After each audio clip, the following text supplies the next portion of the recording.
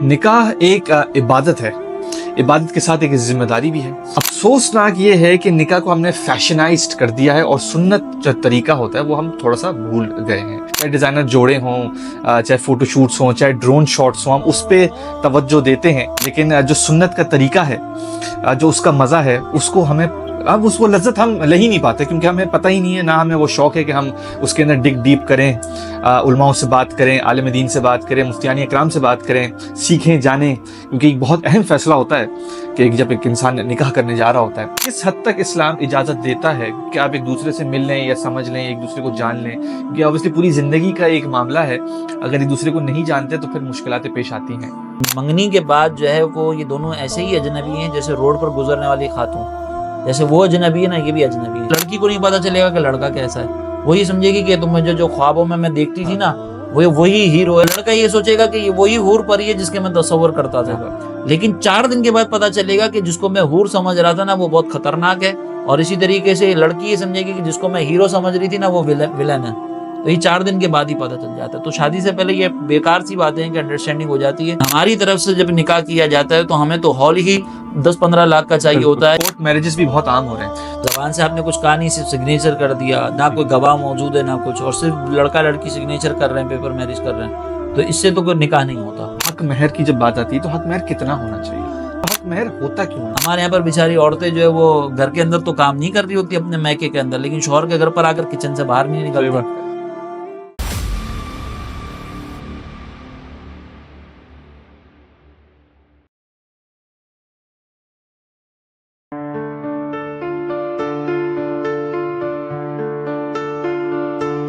नाजरीन, निकाह निकाह एक इबादत है, इबादत के साथ एक जिम्मेदारी भी है।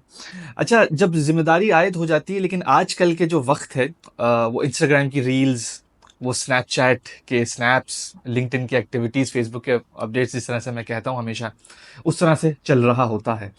अफसोसनाक ये है कि निकाह को हमने फैशनाइज्ड कर दिया है और सुन्नत जो तरीका होता है वो हम थोड़ा सा भूल गए हैं।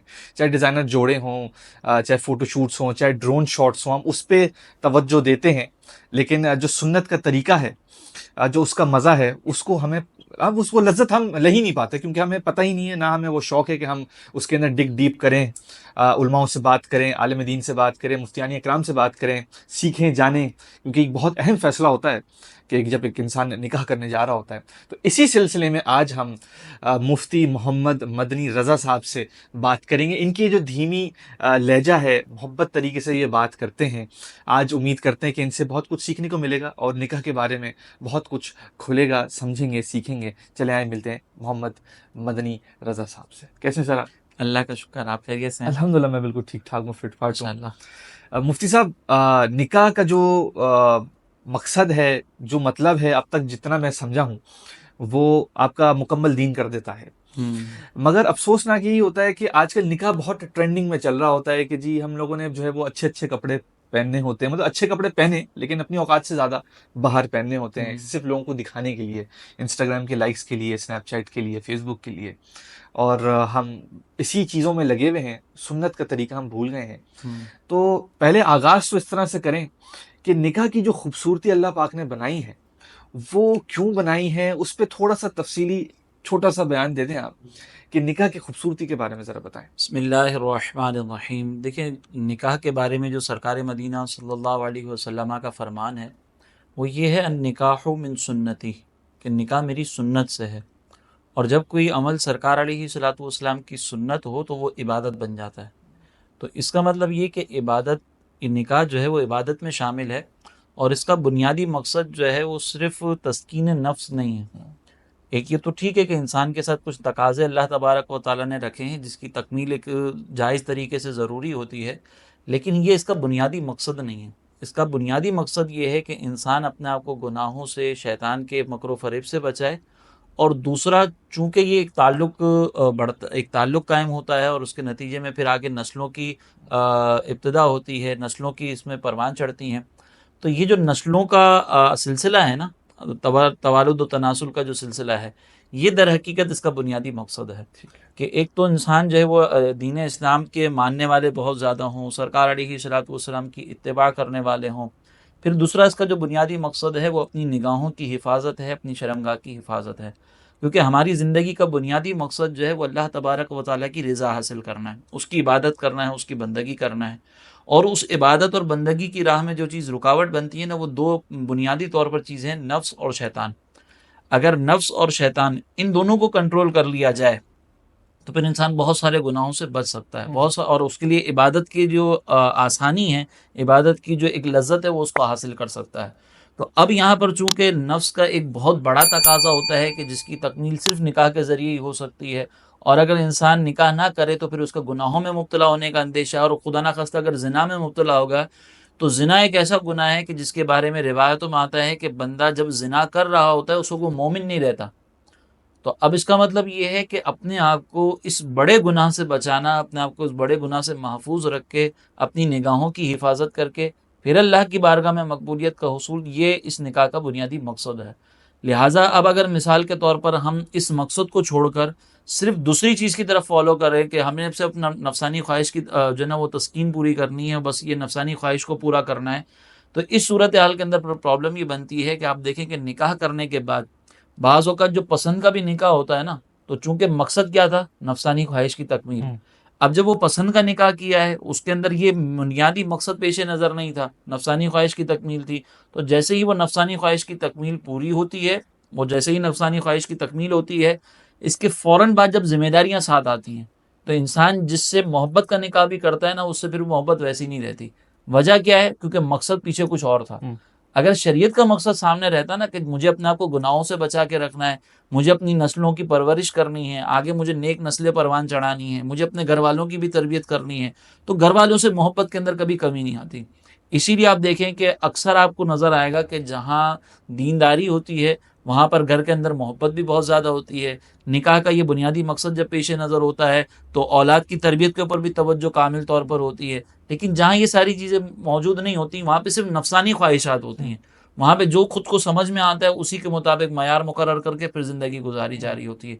तो हमें ये पेश नज़र रखना होगा कि निकाह जो है वो सिर्फ एक रस्म की अदायगी नहीं है, बल्कि ये बहुत बड़ी इबादत है और ये गुनाहों से बचने का एक बुनियादी ज़रिया है। अगर हम इसको पेश नज़र रखेंगे तो फिर निकाह करना कैसे है, निकाह के मकासद क्या है और निकाह के बाद की ज़िम्मेदारियाँ क्या हैं, वो सब की सब फिर इंशाअल्लाह बहुत आसानी से समझ में आ जाएंगी। ठीक ठीक। तो अच्छा ये भी ज़रा बताएं कि निकाह का सुन्नत तरीका है क्या? देखिए, निकाह का सुन्नत तरीका तो बहुत आसान है जो शरीयत मुतहरा ने रखा है। अगर हम बुनियादी तौर पर निकाह की शराइत को देखें तो निकाह की शराइत के अंदर ये है कि आकिदैन एक जगह पर मौजूद हों, अक़्द करने वाले यानी लड़का लड़की के दोनों एक जगह पर मौजूद हों। लड़का जो है वो महर मुकर्रर करके लड़की की मर्ज़ी के मुताबिक उसको अपने निकाह में कबूल करे। ठीक है। करना किससे है निकाह? तो वो दीनदारी को शरीयत मुतहरा ने जो है वो फ़ौक़ियत दी है। सरकार अलैहिस्सलातु वस्सलाम ने औरतों के वलियों को ये फरमाया कि अगर तुम्हें अपनी बेटियों के लिए कोई ऐसा रिश्ता मिलता है कि जिसके दीन में तुम्हें कोई प्रॉब्लम नहीं है तो फिर उनका निकाह कर दो। अच्छा। और इसी तरीके से सरकार अलैहिस्सलातु वस्सलाम ने मर्दों के मुतालिक इरशाद फरमाया कि किसी भी औरत से 4 बुनियादी चीज़ों की बुनियाद पर जो है वो निकाह किया जाता है। या तो उसके माल की वजह से, या उसके हुस्न की वजह से, या उसकी ख़ानदानी शराफ़त की बुनियाद पर, या दीनदारी की वजह से। तो सरकार अलैहिस्सलातु वस्सलाम ने फरमाया कि तुम दीनदारी को तरजीह दो। तो इसका मतलब ये है कि निकाह जिसे करना है, चाहे लड़का हो या लड़की, उसकी दीनदारी देखी जाएगी। ठीक है। ठीक है, और बहुत सारी ज़रूरी चीज़ें भी देखी जाती हैं जो माशरे के एतबार से ज़रूरी होती हैं कि मिसाल के तौर पर लड़का कम अज़ कम इतना कमाता हो कि लड़की का नान नफ़्का पूरा कर सके, उसको रिहाइश दे सके, उसका खाना पीने का बंदोबस्त कर सके। ये सारी चीज़ें भी ज़रूर देखी जाती हैं। ऐसा भी ना हो कि लड़का जो है वो नान नफ़्का देने पर कादिर ही ना हो, लड़की के वो हुकूक अदा ही ना कर सकता और हम निकाह करवा दें सिर्फ ये देख कर के दीनदार है, तो ये भी मुनासिब नहीं है। ठीक है। साथ में दीनदारी के साथ ये ज़रूरी चीज़ें देखना भी देखा जाता है। फिर इसके बाद निकाह के अंदर सिर्फ इतना होता है कि मस्जिद के अंदर निकाह करना ये मुस्तहब होता है। सरकार अलैहिस्सलातु वस्सलाम ने फरमाया कि अपने निकाह का ऐलान करो और उसको मस्जिदों में मुनाकिद करो। अच्छा। और फिर इसके बाद मुख्तसर सा जो है वो आप निकाह के बाद छुआरे वगैरह जो तकसीम किए जाते हैं, ये एक सुन्नत है। और अगले दिन एक वलीमा सुन्नत है, और उस वलीमे के अंदर कोई बहुत बड़ा एहतमाम करना ज़रूरी नहीं है। उसके अंदर सरकार अलैहिस्सलातु वस्सलाम ने फरमाया कि ओलिम वलौ बिशात, कि अगर वलीमा करो अगरचे एक बकरी हो। अच्छा। तो अगर एक बकरी के साथ भी कोई वलीमा कर लेता है तो ये सुन्नत अदा हो जाती है। और अगर बिलफर्ज कोई एक बकरी भी नहीं रख सकता तो घर वाले अगर आपस में अगले दिन बैठकर नाश्ता जो है वो वलीमे की नीयत से कर लें तो ये भी वलीमे की सुन्नत अदा हो जाएगी। अच्छा। तो ये वलीमा भी शरीयत मुताहरा की तरफ से इतना मुख्तसर रखा गया है। बल्कि मैं आपको एक और बात अगर जिक्र करूँ कि नबी करीम अलैहिस्सलाम ने एक मरतबा देखा कि एक सहाबी गुजर रहे थे, तो उनके हाथ पर जो ना हल्दी लगी हुई थी, हल्दी के कुछ निशानात थे। तो सरकार अलैहिस्सलाम ने उनसे पूछा कि तुम्हारे हाथ पर ये निशानात कैसे हैं? तो उन्होंने अर्ज़ की कि या रसूलल्लाह मेरा निकाह हो गया है। तो सरकार अलैहिस्सलाम ने फिर उनको हुक्म फरमाया कि अगर तुम निकाह हो गया तो तुमने वलीमा किया? तो उन्होंने कहा कि नहीं। तो सरकार ने फिर वहाँ पे फरमाया कि वलीमा करो अगरचे एक बकरी के साथ हो। अब आप ज़रा यहाँ पे गौर करें कि कितना सादा वो निकाह था कि जिसमें सरकार अलैहिस्सलाम भी इन्वाइटेड नहीं थे। वो बस उनका निकाह हो गया, किसी को बहुत ज़्यादा ऐलान नहीं हुआ, चंद करीबी लोगों को पता चल गया, उनके हाथ पे हल्दी लगी हुई थी, सरकार ने उनसे दरियाफ्त किया कि आपके हाथ पर ये हल्दी कैसी है? तो इतना मुख्तसर, इतना सादा तरीके से निकाह होता है, ये सुन्नत है जो हमारे यहाँ पर शायद नहीं अपनाई जाती या यकीनन नहीं अपनाई जाती। हमारे यहाँ पर जो निकाह होता है उसको आप देख लें। और इससे एक और नतीजा ये भी निकला कि शरीयत मुताहरा की तरफ से निकाह के जितने भी अखराजात हैं ना, उसमें सबसे मेन खर्चा जो है वो सिर्फ ये है कि आपने औरत को महर अदा करना है। ना शरीयत ने जहेज का कॉन्सेप्ट दिया है। जहेज अगर कोई देना चाहता है अपनी बेटी को गिफ्ट के अंदर, वो उसकी मर्जी है, मुतालबा नहीं कर सकता। ठीक है। अगर कोई देना चाहता है तो दे, शरीयत की तरफ से ना कोई डिमांड है, ना शरीयत ने लड़के वालों को इजाज़त दी है कि वो डिमांड कर सकते हैं, उनको इजाज़त भी नहीं है। अगर कोई देता है तो ठीक है, थोड़ा बहुत मुख्तसर जो तोहफे के तौर पर देना चाहे, वो भी अपनी बेटी को, वो दे दिया उसने, ये जहेज हो गया अगर देना है तो। इसी तरीके से खर्चा किसको करना है वलीमे का, वो भी मर्द को करना है, और वो भी मुख्तसर खर्चा, को बहुत शाहाना खर्चे की ज़रूरत नहीं है। तो शरीयत की तरफ से जो निकाह है ना, वो अगर आप उसके मुताबिक करना चाहें तो मुश्किल से आपको जो है वो 50-60 हज़ार रुपये खर्च होंगे। लेकिन हमारी तरफ से जब निकाह किया जाता है तो हमें तो हॉल ही 10-15 लाख का चाहिए होता है, या अगर मैक्सिमम भी, अगर मिनिमम भी आप बात करें ना, तो आजकल अगर बगैर एयर कंडीशन भी अगर आप देखें तो वो भी तकरीबन लाख 1.5 लाख रुपए का हॉल हमें मिल रहा होता है। बिल्कुल। तो हमारे यहाँ पर जो अखराजात हैं वो बहुत ज़्यादा एक्सटेंडेड है, और जो शरीयत ने बयान किया है वो बहुत आसान है। तो हमें शरीयत के तकाज़ों को पूरा करते हुए निकाह करना चाहिए। अगर कोई अफोर्ड कर सकता है और फिर एक लिमिटेड खर्चा करता है तो वो मना भी नहीं है, लेकिन शरीयत की तरफ से तकाजा नहीं है। सुन्नत वो है जो सादा आपने अदा कर दी। ठीक, ठीक, ठीक। अच्छा मुफ्ती साहब ये भी ज़रा बताएँ कि निकाह के फ़ौरी बाद क्या करना चाहिए? जिस तरह से आपने बताया वलीमा करना चाहिए, लेकिन कुछ लोग ऐसे भी करते हैं कि निकाह के बाद मुल्क छोड़ देते हैं और दूसरे मुल्क चले जाते हैं, जिस तरह से कोई अमेरिका से आया या सऊदीया से आया और फिर निकाह और बारात या फिर वलीमे को अगर आप कहें तो फिर वो डिले कर देते हैं। तो क्या ये करना सही है? देखिए, निकाह के फ़ौरन बाद क्या हमें अमल इख्तियार करना चाहिए, शरीयत मुताहरा की तरफ से इसमें कोई पाबंदी नहीं। बस जैसे ही निकाह हुआ और निकाह के फ़ौरन बाद अगर रुखसती भी हो जाती है साथ में, तो फिर अपनी मामूल की ज़िंदगी हमने गुजारने का हुक्म है। बस वो एक वलीमे का जो है वो तकाज़ा, फिर आप अपने मामूल की ज़िंदगी गुजारें। शरीयत की तरफ से एज़ सच कोई डिमांड नहीं है। ठीक है। अब ये जो आप ज़िक्र कर रहे हैं कि बाज़ औक़ात निकाह के फ़ौरन बाद जो है वो मुल्क छोड़कर कहीं और चले जाते हैं घूमने-फिरने के लिए, और फिर इसके बाद जो है वो वलीमा डिले कर दिया जाता है। तो वलीमे की सुन्नत जो है ये निकाह के फौरी बाद, जैसे अगले दिन हो या 1 दिन का अगर गैप हो, तो ये सुन्नत अदा होती है। और अगर ये गैप बहुत ज़्यादा हो जाए तो फिर ये सिर्फ़ दावत रहती है, वलीमा नहीं रहता है शरई तौर पर। ठीक है। शरई तौर पर जो वलीमे की सुन्नत है या आप उसको सुन्नत कंसिडर करेंगे, वो उसी वक़्त है कि जब आप फौरी तौर पर उसको कर लें। तो जैसे मैंने ज़िक्र किया कि अगर आपको सुन्नत की नीयत से अगर करना है, तो घर वाले भी आपस में अगर नाश्ता वग़ैरह ये कर लेते हैं, वलीमे की नीयत से आपस में खा लेते हैं, तो ये सुन्नत अदा हो जाएगी। तो एटलीस्ट इतना कर लें। अब अगर आप बाहर कहीं घूमने-फिरने के लिए जा रहे हैं, तो उसमें अगर आप घूमना-फिरना चाहते हैं तो वो बिल्कुल शरीयत की तरफ से मुमानात भी नहीं है। बस आपको ये देखना है कि आप किस मकाम पर घूमने के लिए जा रहे हैं।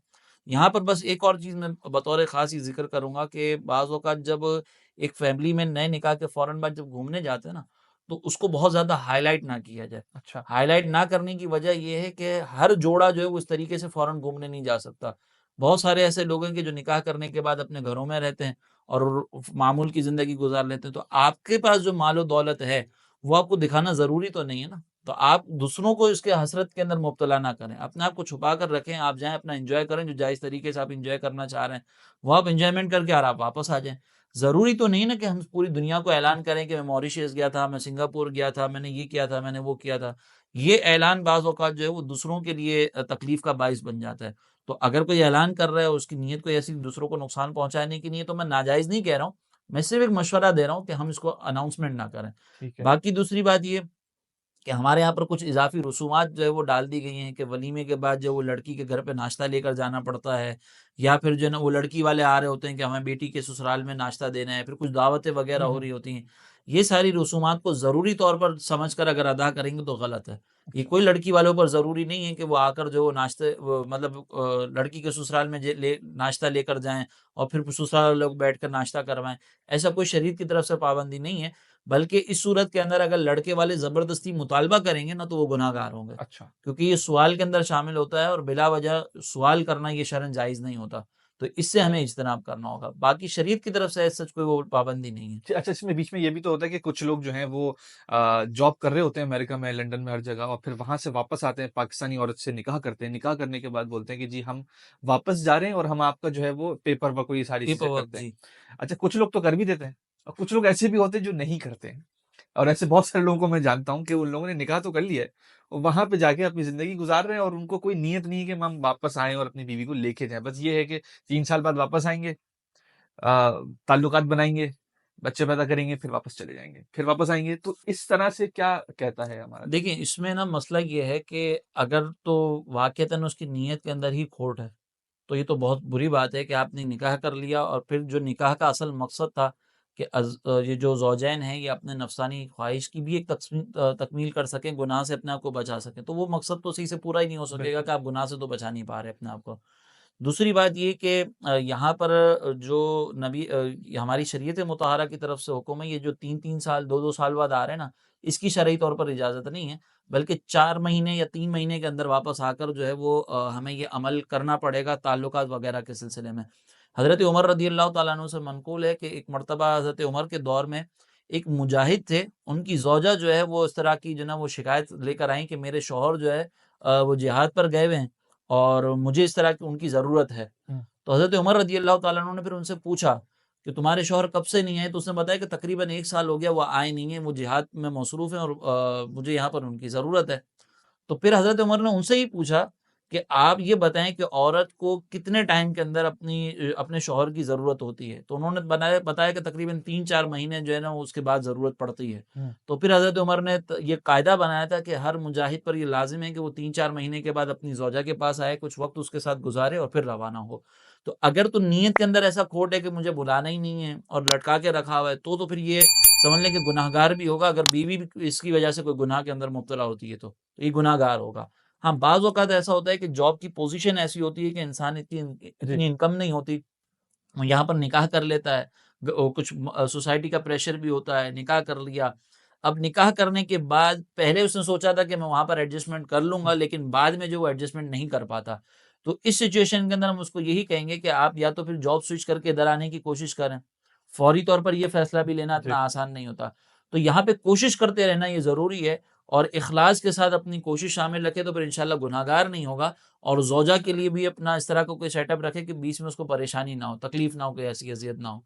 और फिर जहाँ जहाँ तक बात रही बच्चों की कि वो बच्चों को भी यहाँ पर छोड़ देते हैं, तो फिर वो जो तरबियत का सिलसिला ना वो भी बाज़ औक़ात जो वो रह जाता है। बिल्कुल। तो ऐसी सिचुएशन में हमारा मशवरा ये होता है कि शादी से पहले पहले ये कन्फर्म कर लें कि कितने अखराजात होंगे, किस तरीके के मामलात होंगे और ये सारी चीज़ें पहले डॉक्यूमेंटेशन सारे मामलात जो है ना वो कर लिए जाएँ। ऐसा ना हो कि आप निकाह करने के बाद जो है वो ना ज़ौजा को सही से टाइम दे पा रहे हैं, ना अपने बच्चों की तरबियत कर पा रहे हैं और जो निकाह का मकसद था गुनाह से बचना वो भी पूरा नहीं हो रहा। तो इसमें अगर गफ़लत नहीं है तो गुनाहगार तो नहीं होंगे, मतलब अगर गुनाह के अंदर मुब्तला नहीं हुए हुँ, तो हुँ। गुनाहगार तो नहीं होंगे। लेकिन ये बहरहाल बुरा अमल ज़रूरी है, तो ठीक ये है। ना करें। और अगर लटकाने की ही नीयत है तो फिर तो गुनाहगार भी हुँ, होंगे, हुँ। क्योंकि उसमें तो फिर आपकी नीयत ही ख़राब है, बिल्कुल। तो वो फिर आप गुनाहगार होंगे। दूसरी बात आपने ये ज़िक्र की थी कि निकाह और रुख़सती के दरमियान कितना फ़र्क होना जी। चाहिए। तो देखिए ये भी फ़र्क कितना होना चाहिए, ये भी डिपेंड करता है इस बात पर कि गुनाह के अंदर मुब्तला होने का अंदेशा कितना। अगर तो मिसाल के तौर पर आपने निकाह किया है बहुत बिल्कुल नॉर्मल सिचुएशन के अंदर, तो उसमें अगर कोई सही हिकमत है, निकाह करने के बाद रुख़सती को मौख़र करने में कोई सही हिकमत पेश-ए-नज़र है, तो वो कर सकते हैं। जैसे मिसाल के तौर पर यही डॉक्यूमेंटेशन वाला जी। मामला है, इसकी वजह से डिले कर दिया तो कोई हर्ज नहीं है। और अगर सही हिकमत नहीं है तो जितना जल्द से जल्द कर लें वो कर बेहतर है। लेना चाहिए। बाकी ये हमारे यहाँ पर एक है कॉन्सेप्ट कि अगर निकाह के बाद मियाँ-बीवी का आपस में ताल्लुक़ कायम नहीं हुआ और एक लंबे अरसे तक साल 2 साल तक रहे तो उनका निकाह ख़त्म हो जाता है। तो ऐसा कोई कॉन्सेप्ट नहीं है। शौहर जब तक अपनी ज़बान से अल्फ़ाज़ के तलाक अदा नहीं कर लेता तब तक निकाह पे कोई फ़र्क नहीं पड़ता, चाहे ये पूरी ज़िंदगी एक-दूसरे से दूर रहें। अच्छा, हाँ, तो ये कोई ऐसा वो पीरियड नहीं है कि इतना टाइम पीरियड गुज़ारने के बाद इनका निकाह जो है वो खुद ब खुद इनवैलिड हो जाएगा, ऐसा कुछ भी नहीं है। ठीक है, ये ज़िंदगी भर ये वाला ज़िंदगी रिश्ता भर है। भी रह सकता है, लेकिन ठीक ऐसा करना नहीं हाँ, चाहिए कि ऑब्वियसली। आपने बिला वजह निकाह जी, के जी। अंदर किसी को हाँ, डिले कर रहे हैं आप। जी। अच्छा ये भी ज़रा बताएँ कि आजकल ऑब्वियसली ओवरसीज़ जो पाकिस्तानी है वो निकाह जो है वो ऑनलाइन भी कर लेते हैं। तो ऑनलाइन निकाह करना सही है और अगर सही है तो उसके क्या किस तरीके से करना चाहिए? देखिए, ऑनलाइन निकाह के अंदर जो है ना मामला ये है कि निकाह की शराइत में एक शर्त तो है मजलिस का एक होना। अच्छा, मजलिस से मुराद ये है कि जो आक़िदैन हैं, जो डील करने वाले हैं, जो मियाँ-बीवी हैं, वो एक मकाम पर मौजूद हों, अच्छा, एक ही जगह पे मौजूद हों। ठीक है। तो ये ज़रूरी होता है। अब अगर मिसाल के तौर पर या तो वो दोनों खुद हों या उनकी तरफ से कोई वकील हो। जैसे आप देखें मस्जिद के अंदर जब निकाह होता है तो लड़की का वकील आया हुआ होता है। जी, वो निकाह की इजाज़त लेकर आता है कि आपका निकाह फलाँ-फलाँ के साथ मुनक्किद कर दिया जाए। तो या तो लड़का या तो ये लड़का-लड़की दोनों मौजूद हों या उनका वकील मजलिस के अंदर मौजूद हो, दोनों के वकील। ठीक है। तो अब अगर ये मजलिस नहीं होगी तो फिर ये निकाह भी मुनक्किद नहीं होगा। यानी मिसाल के तौर पर लड़का ऑनलाइन जो है वो वीडियो कॉल के साथ ही अगरचे जो व्हाट्सएप के ऊपर दूसरी जगह मौजूद है और लड़की दूसरी जगह मौजूद है, गवाह कहीं और मौजूद हैं और ये वीडियो कॉल के ऊपर निकाह हो रहा है तो ये तो मुनाकिद नहीं हो सकता। ठीक है। अब इसकी अल्टरनेट क्या हो सकता है? इसका अल्टरनेट क्या कर सकते हैं? तो निकाह करने के लिए मजलिस का होना ज़रूरी है, वकील बनाने के लिए मजलिस होना ज़रूरी नहीं है। तो अच्छा, अब लड़का जो है वो अगर मिसाल के तौर पर अब्रॉड में है और वो वहाँ से कॉल के ऊपर किसी को वकील बना देता है कि आप मेरी तरफ से जो है ना वो मेरा निकाह कर दें हुँ, वहाँ पर और फिर वो वकील जो है वो उस कंट्री के अंदर बैठकर बाकायदा मजलिस में मौजूद रहकर फिर ईजाब व कबूल कर लेता है लड़की की तरफ से तो फिर ये निकाह मुनक्किद हो जाएगा। तो ठीक है। गवाहों का जो निकाह करने वाले हैं उनका और साथ ही अगर उनका कोई वकील है तो उस उन सब का एक मजलिस के अंदर होना ज़रूरी है। ठीक है, तो एक मजलिस पर ये आप मुनाकिद कर लें, लड़की भी अपना वकील अगर मुकर्रर कर दे, लड़का भी वकील मुकर्रर कर दे, दोनों वकील एक तरफ से निकाह कर दे दोनों का, तो ये हो सकता है। तो हो सकता है। जी। ठीक है, अच्छा ये भी ज़रा बताएँ कि जो गवाह हैं, वो कितने होते हैं और उन कौन किसको सेलेक्ट करना चाहिए गवाहों? देखिए, गवाहों की सिलेक्शन के लिए कोई ख़ास वो नहीं कि किसको सेलेक्ट करना चाहिए। ठीक है। गवाह कोई भी बन सकता है। उसमें लड़की के वालिद भी हो सकते हैं, लड़की के भाई भी हो सकते हैं। हमारे यहाँ पर उमूमन मामुओं को भी मामू और चाचाओं को भी जो है वो इन्वॉल्व किया जाता है, तो ये भी कर सकते हैं। असल जो है ना वो जिस मजलिस के अंदर निकाह हो रहा होता है, जितने शुरका वहाँ मौजूद हैं वो सब गवाह हैं। डॉक्यूमेंटेशन के लिए हम 2 को सेलेक्ट कर लेते हैं कि हुँ, भाई हुँ। कोई 2 हमें मिल जाएँ, हुँ, हुँ। तो ये डॉक्यूमेंटेशन की हद तक आप किसी को भी सेलेक्ट कर सकते हैं, लेकिन ये पूरी मजलिस गवाह है। ठीक है। फॉर एग्ज़ाम्पल अगर मिसाल के तौर पर आप निकाह करना चाह रहे हैं और जिसका नाम जो है वो डॉक्यूमेंट पे लिखा है, वो रास्ते में ताख़ीर की वजह से पहुँच ही ना हुँ, सका हुँ। मस्जिद तक, तो क्या निकाह को उसकी वजह से डिले कर देना चाहिए कि भई ये तो पहुँचा ही नहीं है? नहीं, आप उसको डिले ना करें, जितने मजलिस में मौजूद हैं वो सब के सब गवाह हैं, ठीक तो है। उनके उसमें आप निकाह कर सकते हैं। और ना ये पूछना ज़रूरी है कि आपने निकाह मुनक्किद होता हुआ देख लिया या नहीं देखा, ये सारी चीज़ें ज़रूरी नहीं है। तो गवाह तो कोई भी बन सकता है। अब सवाल ये होता है कि गवाही देने वाला मसला जो है, तो गवाही देने के लिए ना गवाही जो शरई एतबार से काबिल कबूल होती है, वो उसकी होती है जो नेक परहेज़गार हो। अच्छा, अगर मिसाल के तौर पर कोई ऐसा आपने कोई चाचा-मामू को आपने बना तो दिया गवाह, आपने गवाह बना दिया कि भई ये गवाह के तौर पर यहाँ पर मौजूद रहेंगे, लेकिन वो चाचा-मामू जो है वो नमाज़ें भी नहीं पढ़ते, उनके दीगर गुनाहों के मामलात भी चल रहे हैं, तो अब शरई एतबार से इनकी गवाही मोतबर नहीं है। ठीक यानी है। अगर मियाँ-बीवी के दरमियान कोई कॉन्फ्लिक्ट हो जाता है कि भई निकाह हुआ था या नहीं हुआ था और कोर्ट कहती है कि भई इनको गवाह के तौर पर लेकर आओ, तो ये जो शख्स है ये गवाही दे नहीं सकता। गवाह बन सकता है, लेकिन दे नहीं सकता। वैलिड नहीं इसीलिए है। इसकी गवाही वैलिड नहीं है। ठीक है। इसीलिए ज़रूरी हमारे यहाँ पर ये कहा जाता है कि भई बेहतर है कि किसी ऐसे शख्स को निकाह का गवाह बनाया जाए, मुकर्रर किया जाए जो नेक परहेज़गार मुत्तकी हो, ताकि उसकी गवाही भी फिर आगे अगर कभी ज़रूरत पड़े तो दी जा सके। लेकिन अगर बिलफ़र्ज़ कोई नेक परहेज़गार मुत्तकी नहीं भी है तो निकाह हो जाएगा बहरहाल ठीक है। उसकी मौजूदगी में। तो ये गवाहों के हवाले से एक बुनियादी उसूल है। ठीक है। कितने गवाह होते हैं? तो शादी के निकाह के लिए 2 मर्द गवाह ज़रूरी हैं, एट लीस्ट 2 हों, 2 मर्द या 1 मर्द और 2 औरतें हों। तो फिर ये शादी का निकाह ये निकाह हो सकता है, ये गवाहों का मयार है पूरा इसका ठीक है, और टोटल। औरत के लिए? औरत के लिए वकील बनाने के लिए ठीक है। देखिए, वकील बनाने के लिए तो गवाह ज़रूरी नहीं है। लेकिन अगर गवाह मुकर्रर कर रहे हैं ना, तो फिर यही निसाब है कि सही। 2 मर्द हों या 1 मर्द और 2 औरतें हों। ठीक है। तो फिर वो लड़की भी वकालत के टाइम पर जो गवाही दे रही होती है, उस मतलब वकालत दे रही होती है, तो उस टाइम जो गवाहों का होना ज़रूरी है, तो वो भी यही निसाब है। लेकिन अगर मिसाल के तौर पर उस टाइम पे कोई गवाह मौजूद नहीं हुँ, है, हुँ। तब भी वो वकालत दुरुस्त होगी। ठीक है। वकालत के लिए गवाहों का होना ज़रूरी नहीं है, ज़रूर। निकाह के लिए गवाहों का होना ज़रूरी है। ठीक है। अच्छा, इसके बारे में ज़रा बताएँ कि कोर्ट मैरेजेज़ भी बहुत आम हो रहे हैं। तो क्या कोर्ट मैरेजेज़, निकाह इक्विवेलेंट है दोनों साथ में या नहीं? देखिए, कोर्ट मैरिज के अंदर अगर सिर्फ़ सिग्नेचर हो रहे हैं ना, हुँ, तो ये तो मोतबर नहीं है कि ज़बान से आपने कुछ कहा नहीं, सिर्फ़ सिग्नेचर कर दिया, ना ठीक कोई है। गवाह मौजूद है, ना कुछ, और सिर्फ़ लड़का-लड़की सिग्नेचर कर रहे हैं, पेपर मैरिज कर रहे हैं, तो इससे तो कोई निकाह नहीं होता। दूसरी ये कि कोर्ट के अंदर अगर मिसाल के तौर पर लड़की किसी ऐसे लड़के से निकाह कर लेती है कि जो उसका कुफ़ू नहीं है। कुफ़ू का मतलब ये कि उसका माशरती एतबार से उस लड़के का मयार ऐसा है कि लड़की के घर वालों के लिए वो शर्म व आर का बाइस होगा। अच्छा, तो अब ऐसी जगह पर अगर लड़की निकाह करती है अपनी मर्ज़ी से, तो वो निकाह भी मुनक्किद नहीं होता। अब अच्छा। मैं आपको एक एग्ज़ाम्पल आपको दे रहा हूँ, उसको कोई नेगेटिव वे में ना लें। मिसाल के तौर पर लड़की जो है वो किसी बहुत बड़े बिज़नेसमैन की बेटी है, और लड़का जो है वो जो है ना वो ऑफ़िस के अंदर पियोन है, ऑफ़िस बॉय जैसे होते हैं। तो ज़ाहिर-सी बात है कि अब जो लड़की के घर वाले हैं, वो कभी भी ये पसंद नहीं करेंगे कि हुँ, हमारी बेटी जो है वो इस लेवल पर जाकर जो है वो निकाह करे। हालाँकि उसके अगर इटसेल्फ उसकी जॉब देखी जाए तो उसमें कोई प्रॉब्लम जी। नहीं है। क्योंकि पियोन होना, वो मेहनत तो कर रहा है ना, हलाल तो कमा रहा है। तो उसकी इज़्ज़त-ए-नफ्स के साथ अगर वो काम कर रहा है तो वो बिल्कुल ओके है। हुँ, लेकिन शरीयत-ए-मुतहहरा लड़की के घर वालों की कैफ़ियत को भी मयार रखती है। इसको कहा जाता है कुफ़ू। और ये कुफ़ू जो है ना वो दीन के एतबार से देखा जाता है, नस्ब के एतबार से देखा जाता है, माल के पेशे के एतबार से देखा जाता है, और दीगर चीज़ इसके अंदर चीज़ें शामिल होती हैं कि अगर मिसाल के तौर पर दीन के एतबार से कम है लड़का, पेशे के एतबार से लड़की से कम है, माली एतबार से, नस्ब के एतबार से कम है, तो नस्ब लड़की का बहुत हाई स्टैंडर्ड वाला, लड़की लड़के का न हुँ, नस्ब जो है वो माशरे में इतना स्टैंडर्ड वाला नहीं है। तो ये सारी चीज़ें देखी जाती हैं। तो अगर लड़की अपने कुफ़ू से कम लड़के से निकाह करती है तो फिर ये निकाह भी मुनाकिद नहीं होता। इसके लिए वली की इजाज़त ज़रूरी होती है। ठीक है। और अगर कुफ़ू है तो फिर ये निकाह हो जाएगा। लेकिन हमारा मशवरा ये है कि कुफ़ू के अंदर भी कोर्ट के अंदर जाकर लड़कियों को या लड़कों को उस तरह निकाह नहीं करना चाहिए। वजह इसकी ये है कि अगर आपने तमाम शराइत के साथ कोर्ट मैरिज कर भी ली और आपके घर वाले साथ शामिल नहीं होंगे, हुँ, तो फिर आगे की जो परेशानियाँ हैं ना वो बहुत ख़तरनाक होती हैं। इसमें मैं ख़ास तौर पे बच्चियों को ये समझाऊँगा कि बाज़ औक़ात लड़का जो है वो एक जज़्बात में आकर स्टेप तो उठा लेता है कि हम अभी निकाह कर लेते हैं, घर वालों को बाद में बता देंगे, और फिर जो है ना वो घर वालों के साथ हम कर लेंगे, तो अभी हम वक़्ती तौर हुँ, पे हुँ, कर लेते हैं। अब लड़के ने निकाह कर लिया, जोश में आकर, ये निकाह मुनक़्क़िद भी हो गया।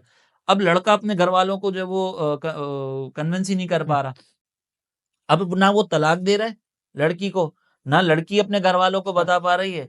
अब घर वाले बाज़ औक़ात ऐसा सिनेरियो होता है कि इस कोर्ट मैरिज के बाद इस लड़की का कहीं और निकाह करवा देते हुँ, हैं।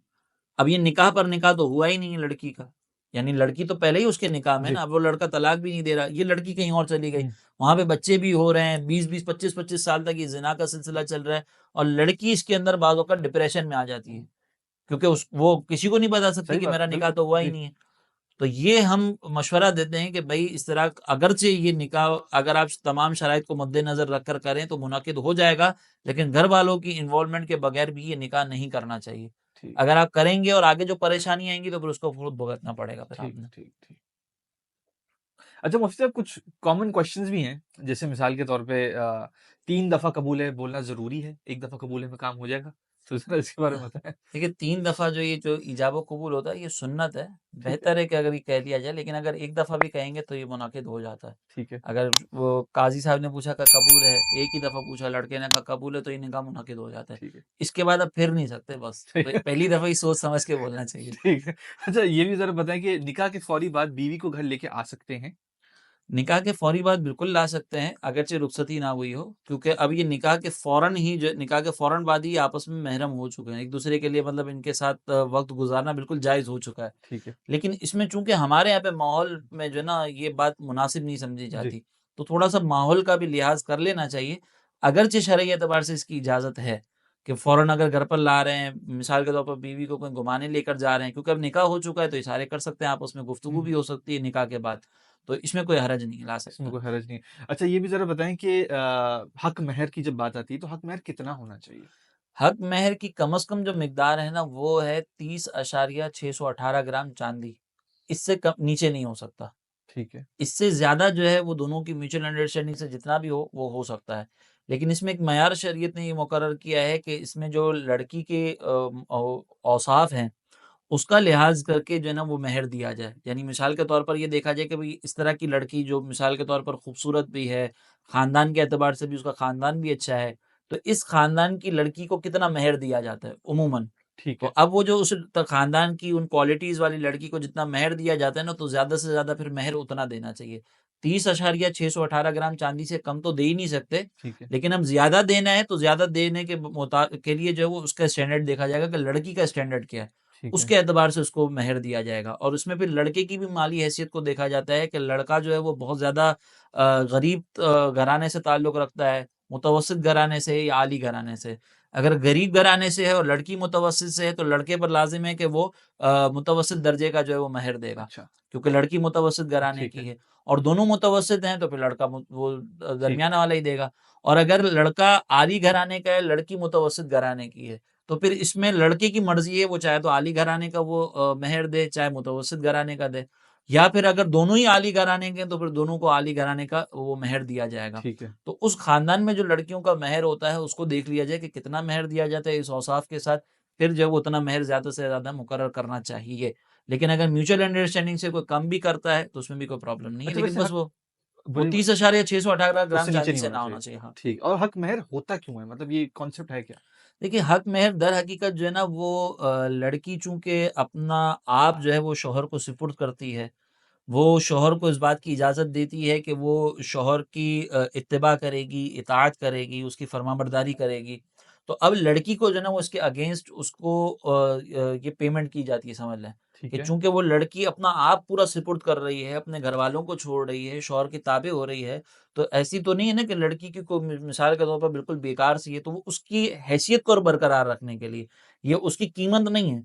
ये दरहकीकत वो हैसियत है ख़वातीन की कि हमारे माशरे में पता चल जाए कि ये औरतें कोई ऐसी गिरी पड़ी चीज़ें नहीं हैं कि कोई भी इनको लेकर चला जाए, बल्कि उनको उनकी हैसियत के मुताबिक ये मेहर की पेमेंट की जाती है, जिससे उनका स्टैंडर्ड पता चल जाए कि लड़कियों का एक मयार है, एक स्टैंडर्ड है, कोई भी चलते-फिरते उनको उठा नहीं सकता। तो ठीक है। इसीलिए ये मेहर मुकर्रर किया जाता है कि चूँकि औरत अपने आप को सुपुर्द कर रही है, तो यहाँ से शौहर को ये लाज़िम है कि वो कुछ दे। इसी तरीके से आप देखें कि खाना पका कर देना, नान-नफ़्का करना, ये सारी मर्द की ज़िम्मेदारी हुँ, हुँ। होती है, कि अगर औरत के घर के अंदर पका हुआ खाना उसको तैयार मिलता था, तो नान-नफ़्के के अंदर ये लाज़िम होता है कि शौहर फिर उसको पका हुआ खाना प्रोवाइड करे। हुँ। हमारे यहाँ पर बेचारी औरतें जो है वो घर के अंदर तो काम नहीं कर रही होती अपने मैके के अंदर, लेकिन शौहर के घर पर आकर किचन से बाहर नहीं सही निकलती। बात है। तो हालाँकि ये तो शौहर की ज़िम्मेदारी हाँ। थी। तो शरीयत मुताहरा चूँकि दरहकीकत औरत का एक स्टैंडर्ड रखना चाहती है, औरत की अपनी एक हैसियत जो माशरे के अंदर है, उसको बरकरार रखना चाहती है, उसको ये महसूस नहीं करने देना चाहती कि वो कोई हक़ीर मख़लूक है, बल्कि उसकी खुद एतमादी बहाल रहे, इसलिए ये मेहर और दीगर चीज़ें इसके लिए मुकर्रर की गई। ठीक है। और हक महर कब देना चाहिए? हक महर जो लाज़िम होता है वो निकाह के फ़ौरन बाद होता है, कि ठीक है। जैसे ही निकाह हुआ है तो अब हक महर की अदायगी होगी। अगर निकाह से पहले कर दिया तो फिर इसमें ये इख्तिलाफ़ है कि ये हक महर अदा होगा या नहीं होगा। सही तो है। इसीलिए बेहतर ये है कि निकाह के बाद ही इसको अदा किया जाए, जब निकाह हो जाए और उसी के बाद ये लाज़िम हुआ है तो फिर उसके बाद ही ये हक महर उसके सुपुर्द किया अच्छा जाए। बहुत सारे लोग देते भी नहीं है, बहुत सारे लोग तलाक के वक़्त देते हैं अगर तलाक हो जाती है तो? अच्छा, इसके अंदर जो है ना वो औरत की तरफ से डिमांड का मसला है। महर जो है ये 2 तरह का होता है, महर मुअज्जल होता है और एक महर मुअज्जल होता है। ठीक है। एक हमज़ा के साथ है मुअज्जल और एक आइन के साथ है मुअज्जल। मुअज्जल जो है उसके अंदर ये होता है कि जैसे ही औरत डिमांड करेगी ना, तो शौहर पर लाज़िम होगा कि वो उसको अदा करे। इसको ठीक है। इंदत तलब भी कहते हैं। अब अगर मिसाल के तौर पर औरत ने डिमांड की शौहर से कि मुझे अभी-अभी महर चाहिए, तो इस सूरत के अंदर जो है वो औरत शौहर पर लाज़िम होगा कि वो फ़ौरी तौर पर उसको महर दे। और औरत को ये इख्तियार है कि औरत जो है वो शौहर को फिर मना कर सकती है कि पहले अपना जो है ना वो महर अदा करो वरना मेरे करीब मत आना। अच्छा। और इसी तरीके से अगर शौहर इस तरह के मुअज्जल वाले में औरत को अपने साथ सफ़र पर लेकर जाना चाहे, तो औरत मना कर सकती है कि पहले मेरा महर दें, फिर मैं सफ़र पर आऊँगी। वही बात आ गई कि औरत की खुद एतमादी बरकरार हुँ, रहे। हुँ। और एक होता है मुअज्जल, इसके अंदर एक टाइम पीरियड मख़सूस होता है कि शादी के 1 साल बाद, 2 साल बाद, 3 साल बाद फिर हम देंगे। तो उस टाइम से पहले औरत जो है वो डिमांड नहीं कर सकती, उस अच्छा। टाइम के बाद डिमांड कर सकती है। ठीक है। तो ये 2 तरह के महर होते हैं। अब अगर मिसाल के तौर पर किसी ने इन्दत तलब रखा था और बीवी ने मुतालबा ही नहीं किया, या मुअज्जल था उसका वक़्त गुज़रने के बाद भी बीवी ने मुतालबा नहीं किया, तो अब जैसे ही इन दोनों में से किसी का इंतकाल होगा, तो अब इंतकाल होने के बाद अगर शौहर का इंतकाल पहले होता है, तो लाज़िम है कि ये इसके तरके में से जो है ना वो पहले महर अदा किया जाएगा। अच्छा। फिर बाद में तरका तक़सीम होगा। क्योंकि इसका इंतकाल हो चुका है और उसने महर अदा नहीं किया। तो महर समझ लें इसके ऊपर कर्ज़ा है, पहले इसके तरके में से महर अदा किया जाएगा, इसके बाद जो वो जायदाद तकसीम होगी। इसी तरीके से अगर औरत का इंतकाल हो जाता है तो उसके माल में पहले इसका महर जो है ना वो उससे लेकर उसको वहाँ पे दिया जाएगा, फिर उसकी जायदाद तकसीम होगी। तो फिर जैसे ही दोनों का इंतकाल होता है तो फिर ये अदा करना होगा, अच्छा या तलाक हो जाती है तो फिर उसके बाद अदा करता है। अच्छा ठीक है, तलाक के बाद अदा कर देते, ठीक है। जी। अच्छा ये भी ज़रा बताएँ कि आजकल ये भी एक लिबरल्स जो हमारे हैं, वो ये बोलते हैं कि जी मुलाकात करना पहले ज़रूरी होता है, समझना पहले ज़रूरी होता है और इस्लाम भी किसी हद तक ये कहता है बकौल लिबरल्स के। तो किस हद तक इस्लाम इजाज़त देता है कि आप एक-दूसरे से मिल लें या समझ लें, एक-दूसरे को जान लें? ये ऑब्वियसली पूरी ज़िंदगी का एक मामला है, अगर एक-दूसरे को नहीं जानते तो फिर मुश्किलातें पेश आती हैं। देखिए शरीयत मुतहरा की तरफ से तो ऐसा कुछ नहीं है कि आपके जो है ना वो पहले मुलाकात ज़रूरी है, अंडरस्टैंडिंग इस तरह की आपकी होनी चाहिए। तो शरीयत की तरफ से तो हुक्म ये है कि जब तक निकाह नहीं होता आपस में बात भी नहीं कर सकते, मुलाकात भी नहीं कर सकते। ठीक है। मंगनी के बाद जो है वो ये दोनों ऐसे ही अजनबी हैं जैसे रोड पर गुज़रने वाली खातून। जैसे वो अजनबी है ना, ये भी अजनबी है। शरीयत की निगाहों में ये यही हुँ, स्टैंडर्ड है। अब ये जो बात कही जाती है ना कि भई शादी से पहले थोड़ी-सी अंडरस्टैंडिंग भी हो जाए, तो मैं यहाँ पर जो है वो दोनों तरफ से ये बात कहूँगा कि मिसाल के तौर पर लड़का जब लड़की से बात कर रहा होता है मंगनी के टाइम पर, तो वो 10 चीज़ें छुपा कर बात कर रहा हुँ, होता है। बिल्कुल। वो ये नहीं बताता कि मेरे दोस्त कौन है, मैं रात को कितने बजे घर पर आता हूँ, वो अच्छा बनने की कोशिश करता है। तो इसका मतलब ये है कि अभी तो वो खुलकर सामने आया ही नहीं है। हुँ, अभी तो वो 10 चीज़ें छुपा रहा है। तो जब लड़का खुद 10 चीज़ें छुपा रहा है, तो क्या लड़की सामने से 10 चीज़ें नहीं छुपा रही हुँ, होगी? ज़ाहिर है वो भी छुपा रही होगी। इसीलिए आप देखें कि जो पहले से बातें कर रहे होते हैं ना, इनकी जब शादी हो जाती है ना, तो बाद में एक-दूसरे को ताना मारते हैं सही बात। कि उस वक़्त तो तुम ये बातें करते थे, उस वक़्त तो तुम यूँ करते थे, उस वक़्त तो तुम यूँ करते थे। तो ये शादी से पहले अंडरस्टैंडिंग हो ही नहीं सकती। ठीक है। शादी के बाद ही अंडरस्टैंडिंग होगी क्योंकि खुलकर सामने उसी वक़्त आते हैं। 24 घंटे जब साथ रह रहे होते हैं, 2-4 दिन के बाद ही पता चल जाता है कि कौन किस आदत का है। लेकिन आप शादी से पहले मंगनी के बाद आप 4 साल मंगनी रखने के बाद भी गुफ्तगू करेंगे ना, आपको इन 4 सालों में नहीं पता चलेगा कि वो कैसी है, या लड़की लड़की को नहीं पता चलेगा कि लड़का कैसा है। वो ये समझेगी कि तुम मुझे जो ख्वाबों में मैं देखती थी हाँ, ना, वो वही हीरो है निकल के जिसको मैं बाद पता ख्वाबे में चलता है। देखती थी, और लड़का ये सोचेगा कि ये वही हूर परी है जिसके मैं तसव्वुर करता सही था। बात। लेकिन 4 दिन के बाद पता चलेगा कि जिसको मैं हूर समझ रहा था ना, वो बहुत खतरनाक है, और इसी तरीके से लड़की ये समझेगी कि जिसको मैं हीरो समझ रही थी ना, वो विलेन विलेन है। तो ये 4 दिन के बाद ही पता चल जाता है। तो शादी से पहले ये बेकार सी बातें हैं कि अंडरस्टैंडिंग हो जाती है। ये मैंने आपको मिसाल के साथ भी समझा दिया कि कोई अंडरस्टैंडिंग नहीं होती। शरीयत का जो उसूल है कि निकाह से पहले एक-दूसरे से बात नहीं कर सकते, यही उसूल रहेगा। लिबरल चाहे कुछ भी कहते रहें, ठीक उससे है। कोई फ़र्क नहीं पड़ता। अच्छा लेकिन इसमें ये नहीं है कि तो फिर रिश्ता कौन कराए? मतलब वालिदैन करवाएँ फिर रिश्ता? देखिए, शरीयत ने कोई ऐसा ज़रूरी नहीं रखा कि वालिदैन ही करवाएँ। ठीक है। अगर लड़का-लड़की भी अगर मिसाल के तौर पर एक-दूसरे को पसंद करते हैं और वो दायरे शरीयत में रहकर चाहते हैं कि हमारा निकाह हो जाए।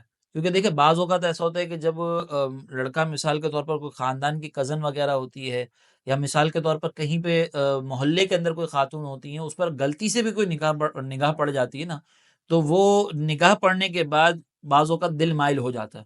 तो शरीयत ने इससे तो मना नहीं किया कि फर्स्ट टाइम आपकी निगाह पड़ी है और आपका दिल माइल हो गया, इसके बाद आपने अपनी निगाहों की हिफ़ाज़त कर ली। अब आप मज़ीद कोई जो है वो गैर शरई काम नहीं कर रहे। अब आप अपने घरवालों से मुतालबा करते हैं कि भई मुझे फलाँ जगह पर निकाह करना है, ठीक है। तो अब आप निकाह कर सकते हैं, वहाँ पे उसमें कोई प्रॉब्लम नहीं है। तो ये पसंद की शादी बस यहाँ तक हो सकती है। हमारे यहाँ पर जो पसंद की शादी का तसव्वुर है ना कि निगाह पड़ गई, फिर वो निगाह हट ही नहीं रही, फिर वो बाद में सीवी पे भी जा रहे हैं, बाद में छुप-छुपा कर जो है ना घूमने-फिरने भी जा रहे हैं। अब घरवालों से ज़बरदस्ती मुतालबा कर रहे हैं कि खानदान जैसा भी हो, कुछ भी हो, मुझे तो यही निकाह करना है। तो ये पसंद की शादी का तसव्वुर नहीं है। पसंद की शादी का तसव्वुर सिर्फ़ इतना है कि एक दफ़ा निगाह पड़ी, दिल माइल हुआ, अब आपकी तमन्ना है कि वहाँ पर निकाह किया जाए, तो ये निकाह भी हो सकता है।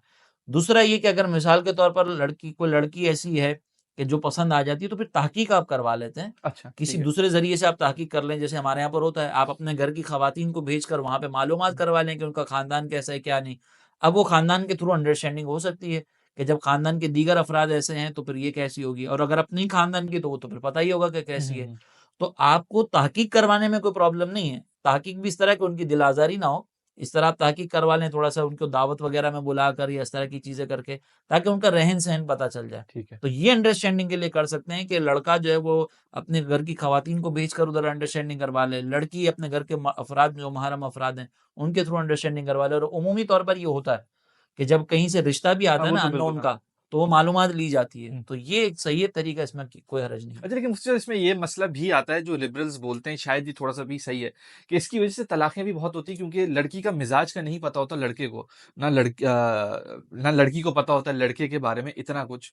तो क्योंकि इतना नहीं पता होता एक-दूसरे के बारे में, तो थोड़ा-सी मिसअंडरस्टैंडिंग बहुत ज़्यादा आ जाती हैं। देखिए इस वजह से तलाक़ें होती हैं, अगर आप सिर्फ इसी को वजह बना लें तो मोहब्बत की तलाक़ें फिर क्यों होती हैं? अगर सिर्फ यही वजह है तो फिर तो मोहब्बत की एक भी शादी जो है ना उसके नाकाम नहीं होनी चाहिए।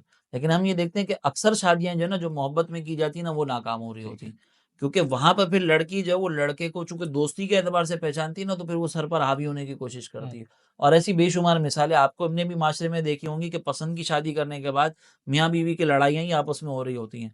लेकिन उमूमन जब ये अरेंज मैरेजेज़ होती हैं ना तो उसमें ऐसा नहीं होता है।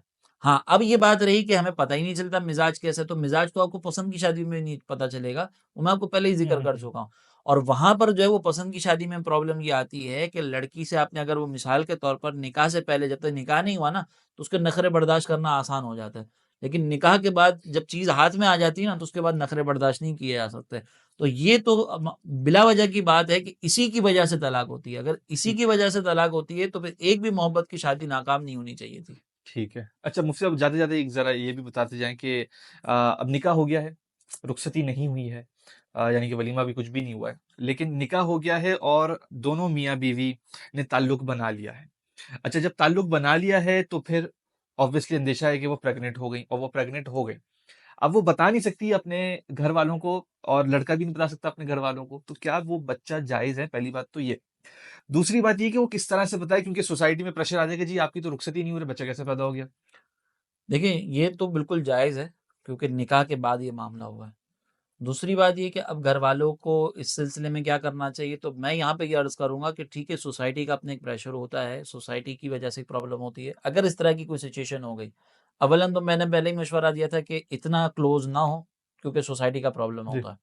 लेकिन अगर हो गए तो क्या बच्चा नाजायज़ होगा? बच्चा भी नाजायज़ नहीं है, गुनाहगार भी नहीं होंगे। ठीक है। क्योंकि शरीयत ने इनको नहीं रोका था, हुँ, सोसाइटी ने रोका था, हुँ, शरीयत ने तो नहीं रोका ना, तो ये गुनाहगार भी नहीं होंगे। अब जब ये गुनाह नहीं है ना, तो वालिदैन को भी इस सिलसिले में समझना चाहिए कि और इनको भी थोड़ा-सा हौसला करना चाहिए कि दायरे-ए-अदब में रहकर अगर वालिदैन से अर्ज़ कर देते हैं कि भई ये प्रॉब्लम हो गई है, और वालिदैन भी इसको अंडरस्टैंड करें कि अगर अब ये प्रॉब्लम हो गई तो इसके सॉल्यूशन की तरफ आएँ। ना ये कि हम जो है ना वो बच्चों को प्रेशराइज़ कर दें, उनको ज़लील कर दें, क्योंकि उन्होंने कोई नाजायज़ काम नहीं किया हुँ, है। हुँ, ठीक है ना? जब नाजायज़ काम नहीं है तो फिर उनका साथ देना चाहिए। ठीक है। अब साथ देने का तरीक़ाकार ये है कि आप फौरी तौर पर उनकी रुख़सती कर दी जाए, जी, ताकि फौरी तौर पर रुख़सती करेंगे, इसके बाद जब विलादत होगी तो फिर उसके अंदर कोई एतराज़ नहीं करेगा, उसके ऊपर कोई वो नहीं कर जी, सकता। तो इसके जायज़ हल की तरफ आना चाहिए, ना ये कि घर के अंदर एक माहौल ख़राब कर दें, बच्चों को प्रेशराइज़ कर दें, क्योंकि उन्होंने कोई गलत काम तो बहरहाल नहीं किया था। हुँ, ये सोसाइटी का अपना मसला है, सोसाइटी इसको बुरा समझती है, तो या तो फिर आप ये सोसाइटी को फ़ेस कर लें, क्योंकि सोसाइटी अगर बुरा समझ रही है तो शरई एतबार से सही, तो गुनाह नहीं है ना, बिल्कुल। तो आप सोसाइटी को फिर फ़ेस करें अगर आपको फ़ौरी तौर पर वो नहीं करनी रुख़सती तो। हुँ, तो पहली बात ये कि सोसाइटी का अगर प्रेशर बर्दाश्त नहीं कर सकते, तो थोड़ा-सा रिज़र्व रहें, और अगर प्रेशर वालिदैन को भी ज़िक्र नहीं कर सकते, तो रिज़र्व रहें, पहले ही रिज़र्व रहें, हुँ, हुँ। इक़दामी एहतियाती तौर पर।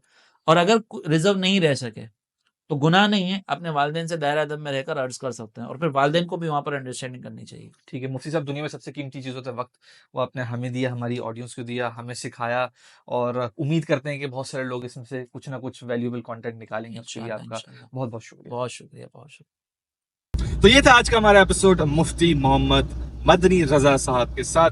नाज़रीन, आज हमने ये सीखा कि ऑनलाइन अगर निकाह करना है तो उसका तरीक़ेकार क्या है।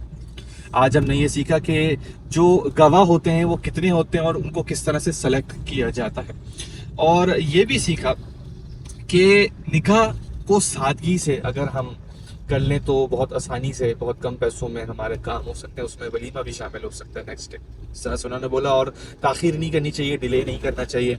जिस तरह से कुछ लोग आते हैं सिर्फ इस नीयत से कि निकाह हो जाए, हमारी माँ को एक नौकरानी मिल जाए और हम वापस अपने मुल्क चले जाएं, और फिर पेपर वर्क के लारे लपे दे के सारा काम हो जाए और शादी हो जाए, तो इस तरह से नहीं करना चाहिए।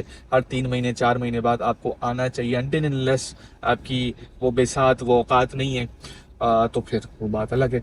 और भी कुछ चीज़ें सीखी हैं, आपने क्या क्या सीखा, आपने मुझे कमेंट सेक्शन के अंदर बताना है। इसी के साथ मिलते हैं अगले यूट्यूब और टिकटॉक की वीडियो में, फेसबुक और इंस्टाग्राम की पोस्ट में, ट्विटर यानी एक्स की ट्वीट्स, पिंटरेस्ट की पिन्स, लिंक्डइन की एक्टिविटीज और व्हाट्सएप की अपडेट्स। इसी के साथ हसन अंसारी।